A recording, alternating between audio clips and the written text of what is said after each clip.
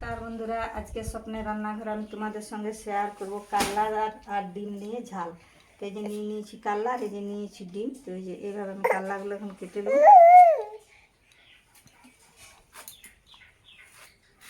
এটার বীজটা ফেলে দিতে হবে, এটার বীজটা ফেলে দিতে হবে। এটা আবার মাঝখানটা দিয়ে কাটবো, এইভাবে কাটতে হবে কাল্লাটা, এইভাবে।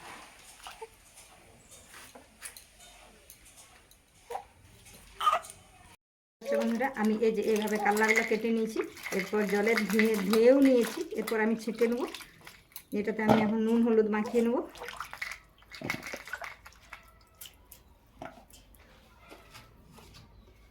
এই যে দিয়ে দিলাম নুন, আর দিয়ে দিলাম হলুদ। এটাকে ভালোভাবে আমি একটু মেখে নেব। আচ্ছা বন্ধুরা, আমি কড়া বসিয়ে নিয়েছি, কড়া আমার গরমও হয়ে এসছে। আমি তেল দিয়ে দেবো, কাল্লাটা ভেজে নেব। নুন হলুদ দিয়ে কাল্লা ভেজে নিলে তিতা কম লাগে, ছেলে বুড়ো সবার ভালো। দেখতে পাচ্ছি বন্ধুরা, তেল গরম হয়ে গেছে। এখন আমি যে কাল্লাটা দিয়ে দেবো।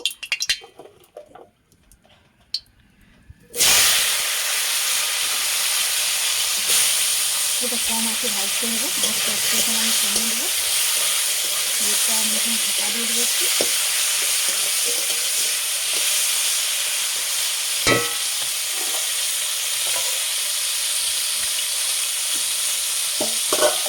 এটা একটু আমি ঢাকা দিয়ে দিলাম।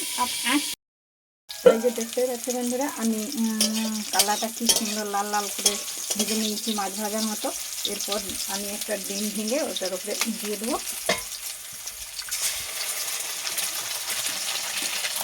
এটাকে আমি এর সঙ্গে ভেজে নেব এইভাবে।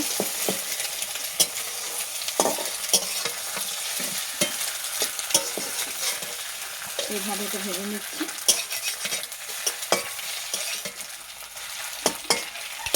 আমি ডিম আর কাল্লা এইভাবে ভেজে নিয়েছি, কি সুন্দর মাছ ভাজার মতো হয়েছে।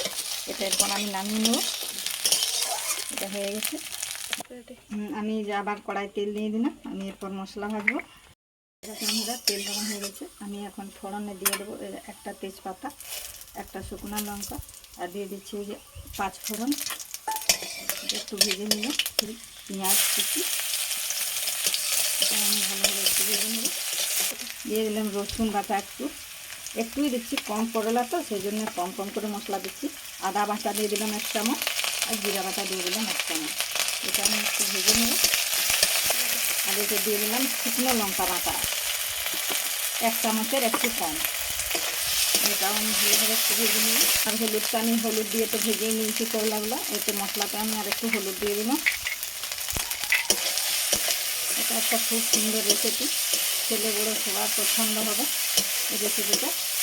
বাচ্চারা অনেকে করলা খেতে চায় না, এইভাবে করে দিলে সবাই খাবে।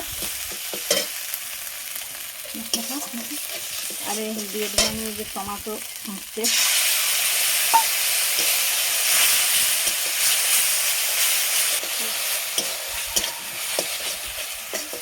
এরপর আমি একটু জল দিয়ে দেবো। আর নুন তো আগে দিয়ে আছে সব কিছুতে, এখন আমি একটু জল দিয়ে দেবো। মশলাটা ভালোভাবে ভেজে নেব।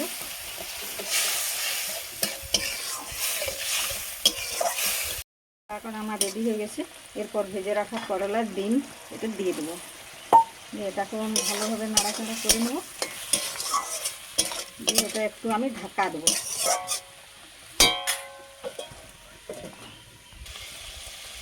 এই যে দেখতে পাচ্ছি বন্ধুরা, আমি এটা আগে থেকে একটু ভাজা মশলা করে রেখেছিলাম, ওই ভাজা মশলাটা দিয়ে দিলাম।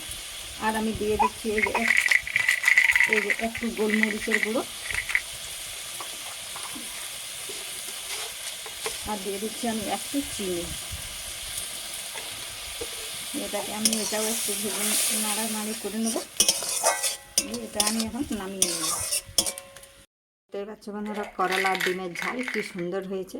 চাইলে তোমরাও বাড়িতে এভাবে করে খাবে। আর যদি ভালো লেগে থাকে একটা লাইক একটা সাবস্ক্রাইব করবে।